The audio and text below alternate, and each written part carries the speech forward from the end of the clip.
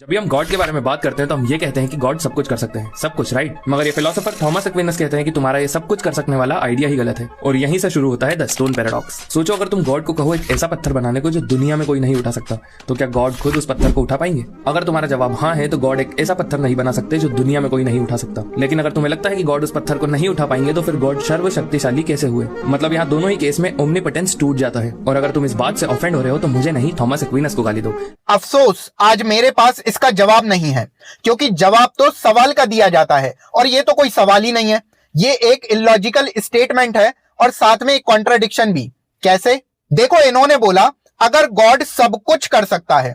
ध्यान देना, इन्होंने क्या बोला? अगर गॉड सब कुछ कर सकता है, तो इसका मतलब हमने शुरू में गॉड को ऑलमाइटी मान लिया कि वो सब कुछ कर सकता है।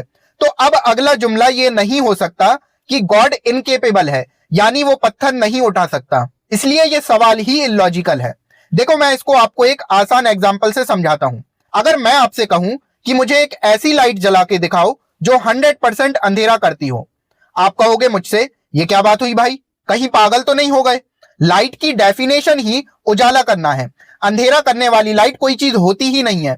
अगर आप ऐसी लाइट नहीं बना सकते तो इसका मतलब ये नहीं कि आप वीक हो, इसका मतलब ये है कि मेरा सवाल ही इलॉजिकल है। आपको मैं एक और एग्जांपल देता हूं।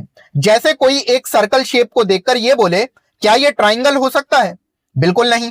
जब आपने सेंटेंस के पहले फ्रेज में शेप को सर्कल मान लिया, तो अब आपका अगला फ्रेज ट्राइंगल से रिलेटेड नहीं हो सकता।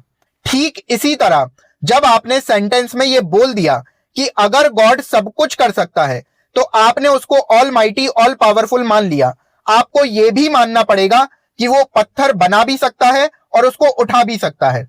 आप एक ही बीइंग को ऑलमाइटी और इनकेपेबल कैसे मान सकते हो? ये तो वही बात हो गई कि अगर 2 + 2 = 4 होता है, तो क्या 2 + 2 = 5 हो सकता है? और एक मजे की बात बताऊं, ये जो भाई बोल रहे हैं, थॉमस एक्विनस ने इसका बिल्कुल उल्टा बोला है। थॉमस एक्विनस एक क्रिश्चियन थियोलॉजियन थे। उनकी पूरी जिंदगी गॉड की पावर को डिफेंड करने में निकली, ना कि उसको डिस्प्रूव करने में। एक्विनस ने अपनी किताब सुम्मा थियोलॉजिका में ठीक इसका उल्टा कहा जो ये भाई बोल रहे हैं। उन्होंने कहा कि एक ऐसा पत्थर बनाना जिसे गॉड खुद ना उठा सके, एक मीनिंगलेस सेंटेंस है। ये एक लॉजिकल कॉन्ट्राडिक्शन है, जैसे एक गोल स्क्वायर बनाना या शादीशुदा कुंवारा आदमी ढूंढना। अगर गॉड कोई इलॉजिकल या नॉनसेंस चीज नहीं कर सकता, तो इसका मतलब ये नहीं कि वो ओमनीपोटेंट यानी सर्वशक्तिशाली नहीं है। इसका मतलब ये है कि तुम्हारा सवाल ही बेवकूफी भरा है। एक्विनस के हिसाब से ओमनीपोटेंस का मतलब है कि गॉड वो सब कुछ कर सकता है जो लॉजिकली पॉसिबल हो। वमा अलैना इल्लल बलाग।